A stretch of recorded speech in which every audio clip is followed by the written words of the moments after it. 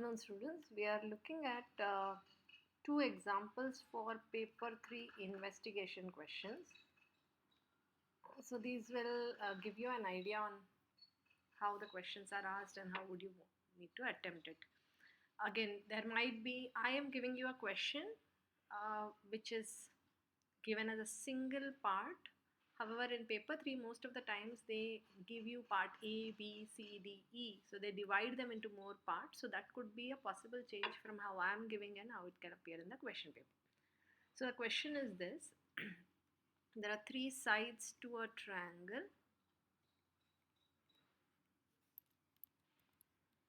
And the sides are 3, 7 and x, all in centimeters.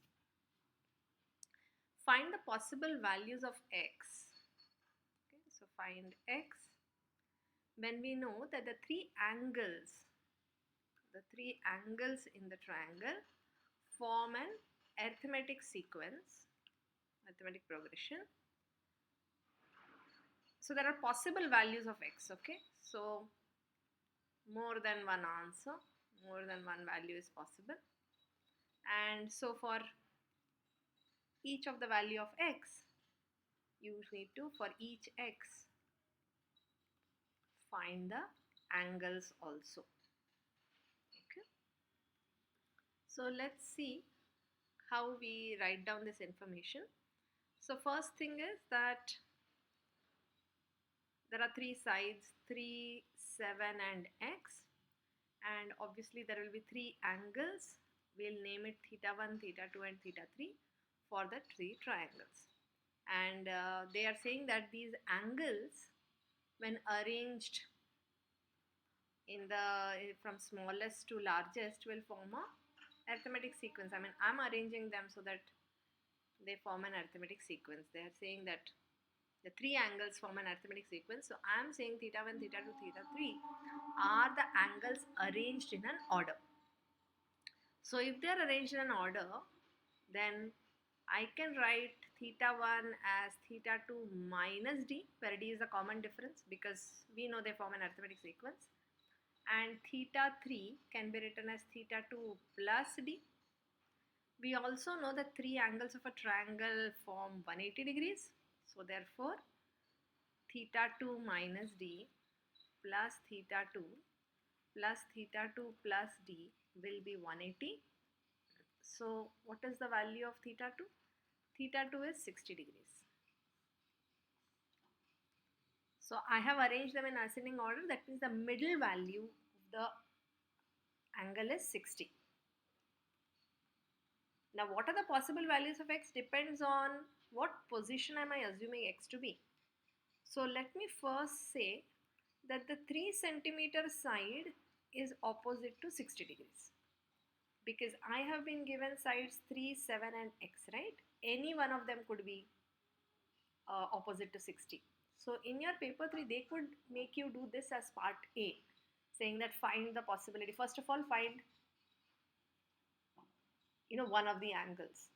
Then part B could be if 3 centimeters is opposite to 60, find possible values of x. And then if 7 centimeters. So they could make you do it in parts.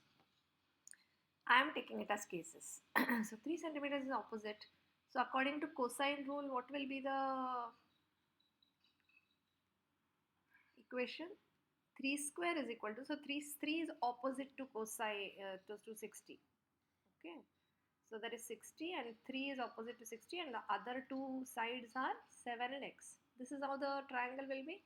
So 3 square is 7 square plus x square minus 2 times 7 times x times cos of 60. I hope you all remember cos of 60 is half, is equal to, okay. Now, so 9 is 7 square plus x square and this half and 2 get cancelled. So I am left with 7x. So x square minus 7x plus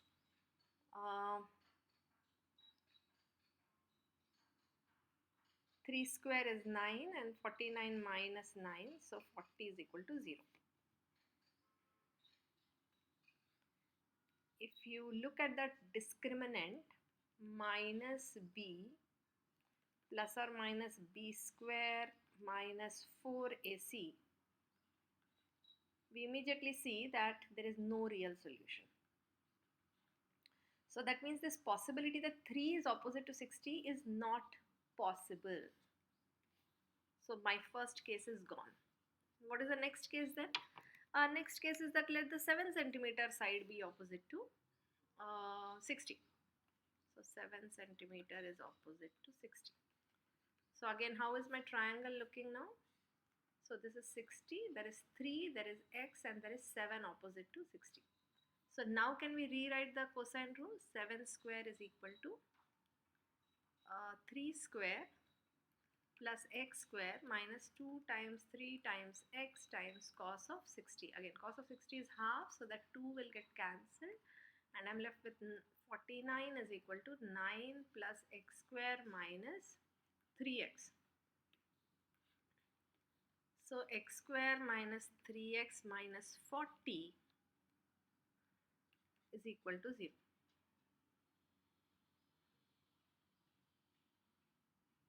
Is that correct? 3 times. Yes.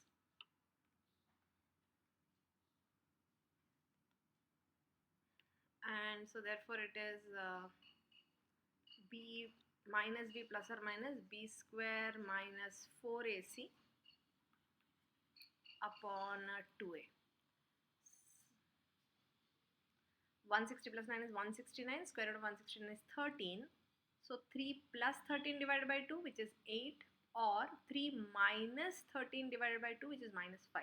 But side cannot be minus, so my possible value of x is 8 centimeter.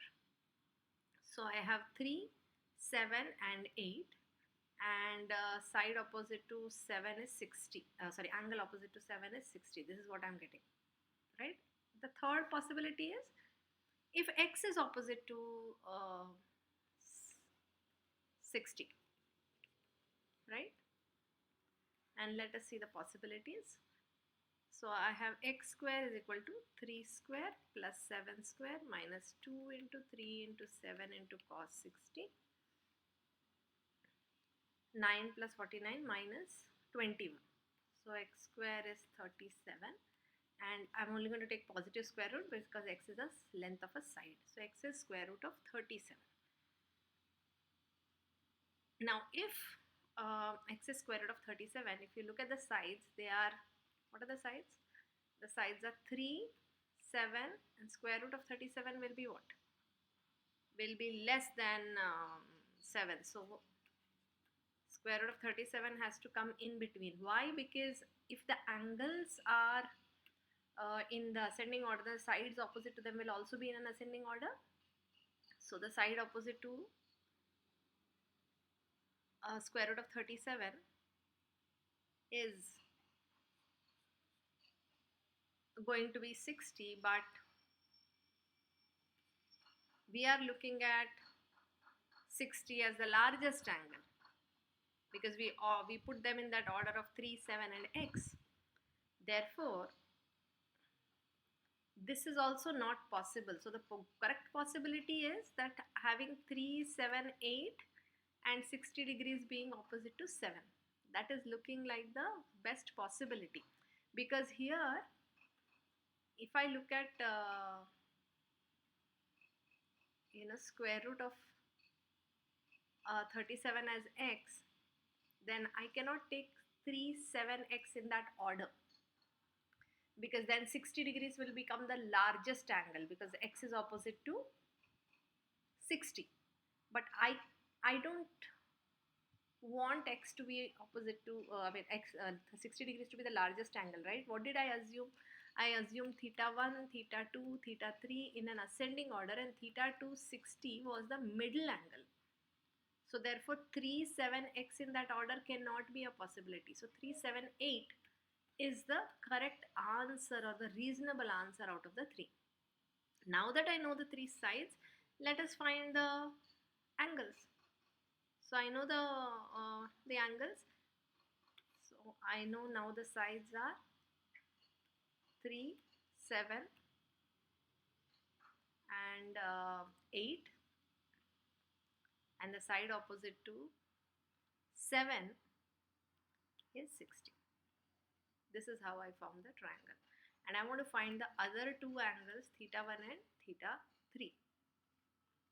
You may get tempted to use the sine rule.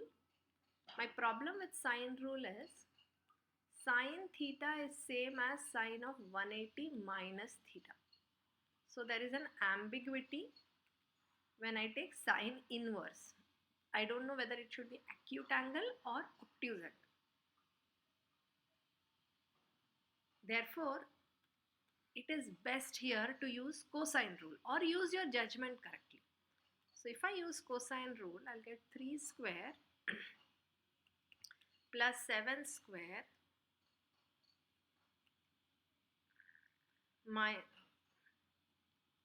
minus 2 into 7 or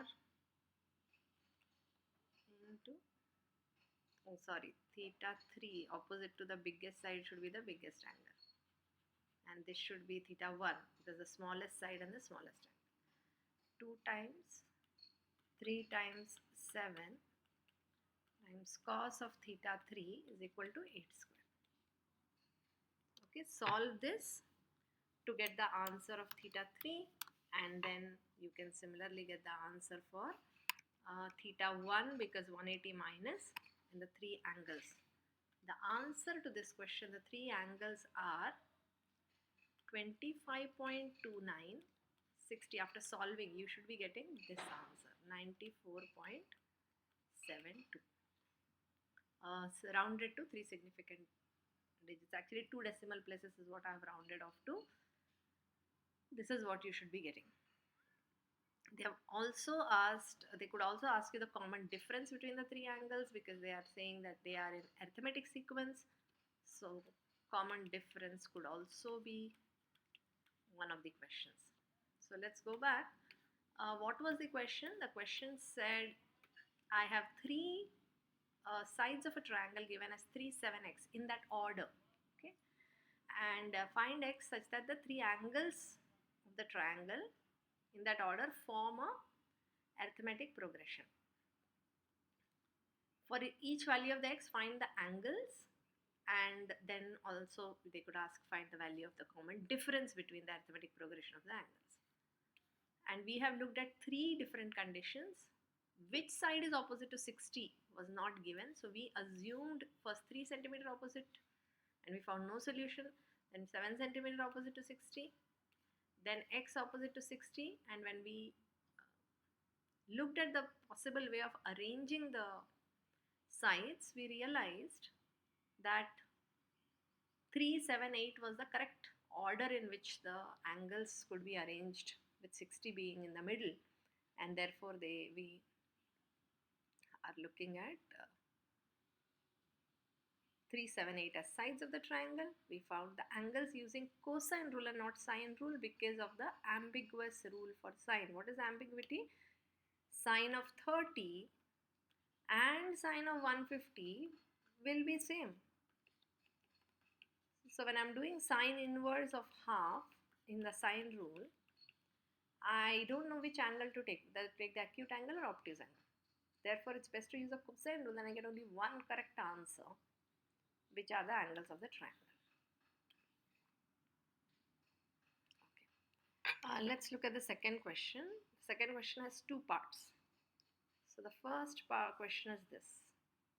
I'll give it to you in 2 different parts. Okay. First question says, I have a square of unit side.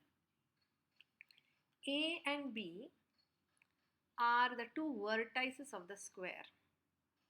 Okay. Now you may say, why have you chosen A and B here? Why not here? Anywhere you can choose.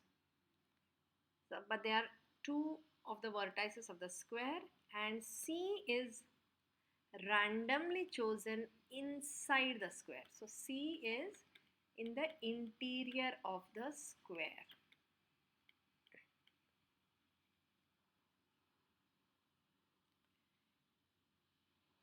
Now assuming that all points, so all points inside have an equal chance of being chosen, that means they are randomly selected. equal chance of being chosen.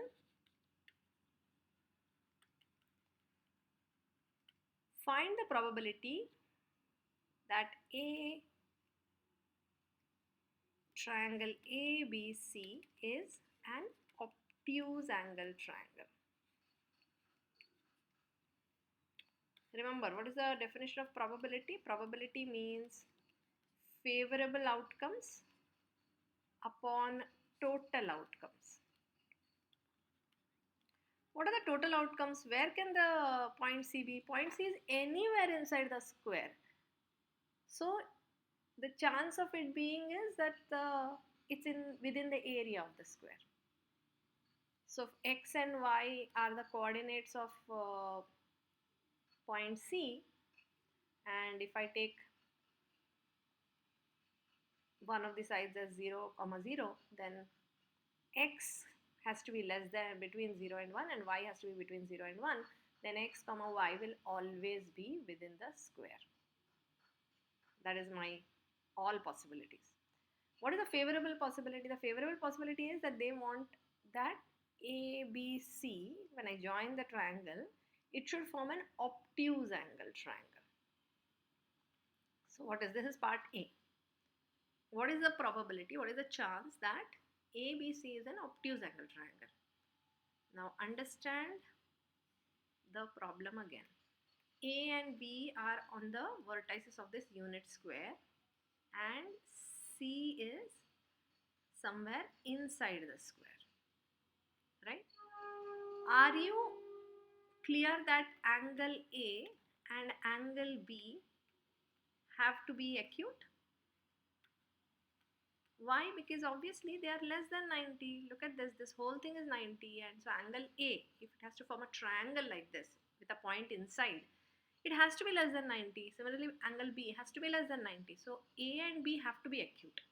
So if ABC has to be obtuse, for ABC, for triangle ABC to be obtuse triangle, which angle has to be obtuse? Angle C must be obtuse. Correct? Okay. When can C be obtuse? No, I don't know. Well, my square is not looking like a square, but I am thinking of one rule of geometry that I know. Do you know when will C be a right angle? There is a rule that diameter subtends right angle at a point on the circle, which means if C was lying on the semicircle whose diameter was AB, then angle C would be right angle. What if C is outside the semicircle? Are you able to imagine that anywhere outside the semicircle, the angle would be smaller than 90, so acute. And anywhere inside the semicircle, the angle C would be greater than 90, which means obtuse. So my chance of this angle C to be obtuse will be when the point C is inside the semicircle. What is the chance of it being inside the semicircle? My favorable outcome is a point inside the semicircle. And my all outcomes, what are the all outcomes? That C should be inside the square, is inside the square. So what is my probability? The area of the semicircle, so probability of angle C to be obtuse is that area of the semicircle, which is pi into, diameter is 1, radius is half, so half square, pi r square divided by area of the square is 1. So the probability is pi by 4. That's the chance that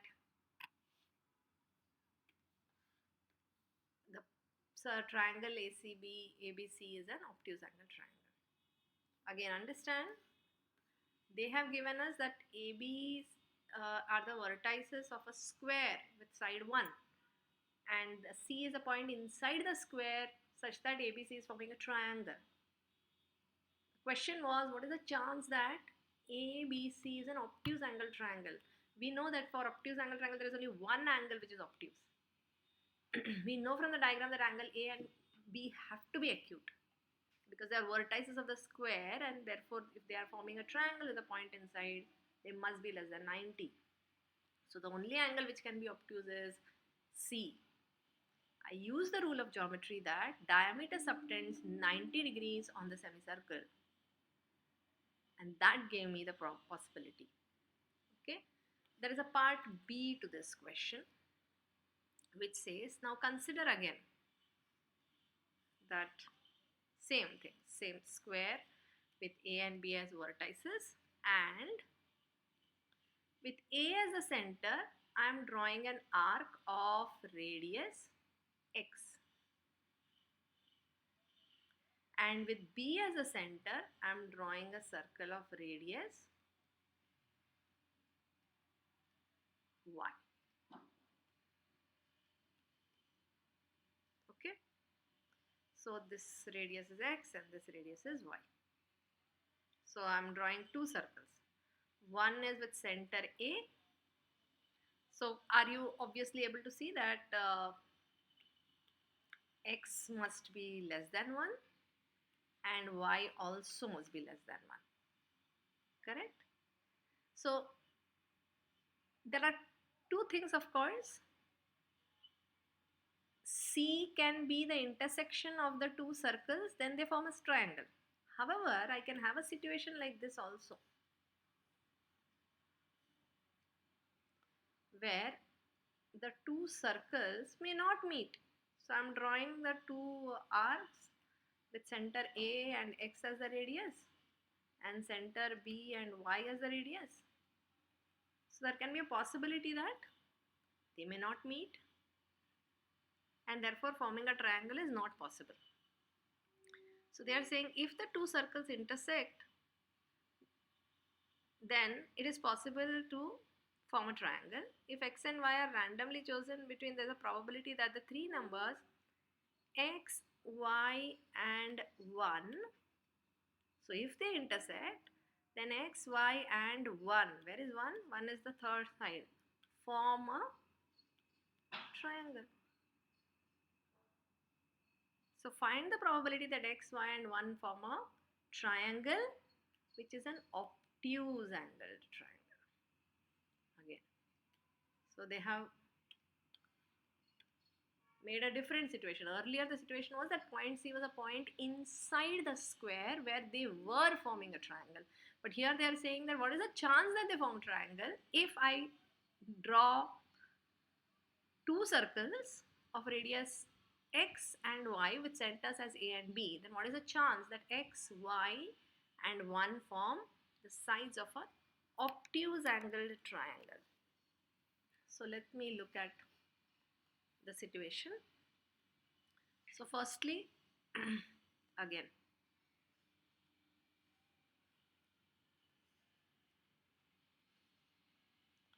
one of the situations is that C is situated on a semicircle where AB is the radius and it forms a right angle triangle, and when it has to be obtuse, it has to be inside the semicircle,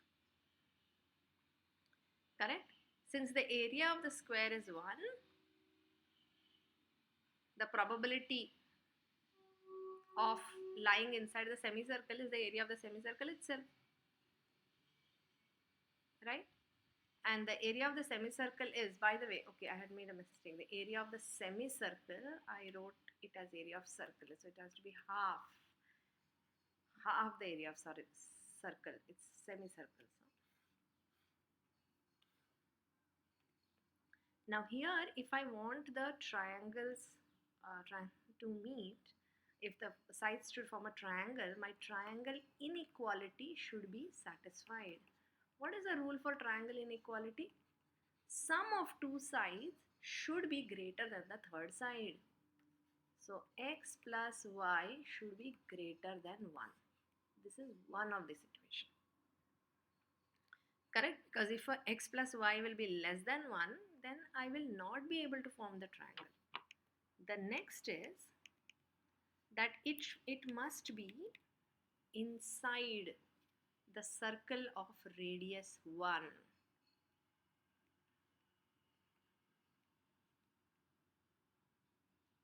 How do I know that? Well, you now know that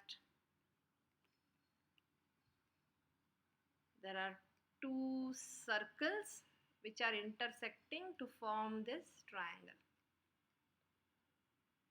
Correct? So the two sides have to form an obtuse angle triangle where x, y and 1 are the sides.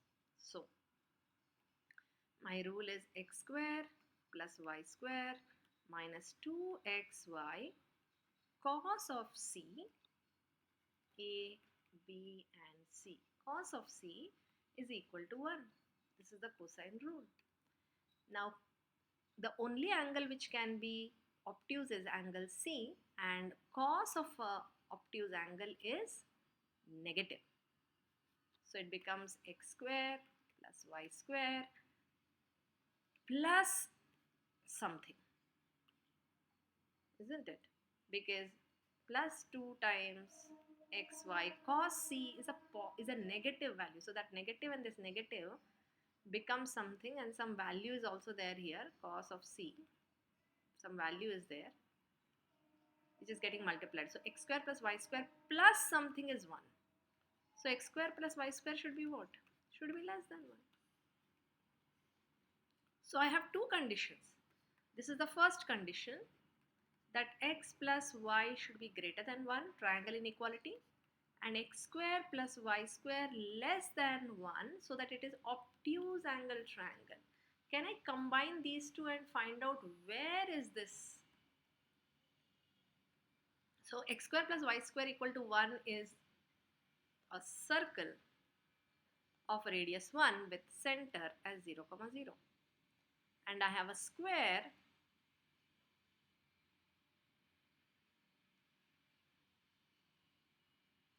whose sides are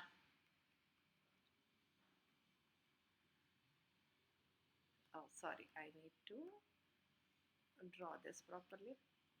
It's a square of side 1. So this is 1, 0. This is 1, 1. This is the square. This line will be x plus y equal to 1. So I must be in the region x plus y greater than 1, which means above this line. So this whole thing. I must also be in the region x square plus y square less than 1. So I must be inside the circle. The common area is this, which is greater than x plus y greater than 1, and also x square plus y square less than 1. Both are getting satisfied in this region, which is shaded blue and red. Now what is the chance that my point C is meeting both these conditions? Is the area of the shaded region. What is the area of the shaded region? The area of the quarter circle minus area of the triangle, some D or something like that, area of the triangle ABD. So area of the quarter circle means 1/4 of pi r square minus area of the triangle is half into 1 into 1. So this pi by 4 minus half or pi minus 2 upon 4 is the chance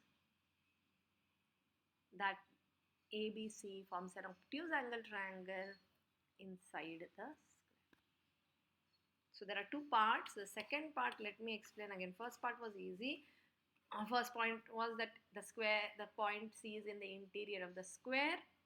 Find the chance that ABC is obtuse. The second part said, with A as the center and X as the radius, I'm drawing an arc. With B as the center and Y as the radius, I'm drawing an arc. Find the chance that the intersection of these two arcs is point C, which forms a triangle ABC, which is obtuse triangle. So my first thing is that they should intersect. My second thing is that they should form an obtuse angle triangle. So if they should intersect, then x plus y greater than 1 triangle inequality has to be satisfied. And if it has to be obtuse, then by cosine rule I found that it must be inside the circle of radius 1. And this is the area of the region in which point C must be lying, and therefore that's the probability. Okay, these are investigation questions. In the next video I'm going to look at two modeling questions. I'm going to upload these questions on the Teams channel as well for you to check.